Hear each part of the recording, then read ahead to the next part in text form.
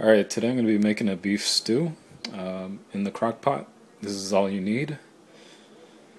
Here I've got about, I'd say this is about a 3-pound piece of chuck roast. This is grass-fed. And here I've got about half a head of red cabbage, 2 large stalks of celery, about 3/4 of a white onion, and a medium-sized sweet potato there. And what I've done with the chuck roast is I've pre-seasoned it on here. You can probably see I've got just salt, pepper, and cumin. And I put a whole bunch on both sides and I rubbed it in and let it sit for a little bit. And what I'm going to do is I'm going to sear it first on my skillet here. I've got the heat pretty high right now. Since I'm searing it, I'm just going to be going about 2 to 3 minutes on each side. Alright, this is just about done. What I did is I seared it for 3 minutes on each side. As you can see, it's got a nice little crust there. And I'm just going to take this and transfer it into the crock pot now.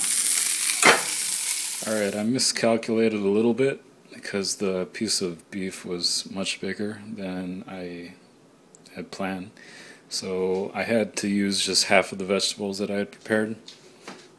Got the rest over there. I'll just save those for something tomorrow. So what I have in here is 1/4 of a head of cabbage, 1 stalk of celery, half a white onion, and half of a sweet potato. And the meat is there underneath.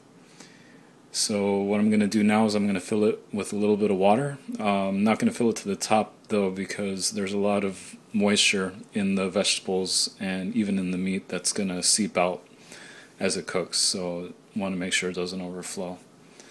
So I'll just add probably about 2 cups of water to this, cover it up, and then turn it on, and we'll check back with it in the morning. Alright, it's morning now. I just want to show you what this looks like. I did stir this up a little bit earlier. As you can see, the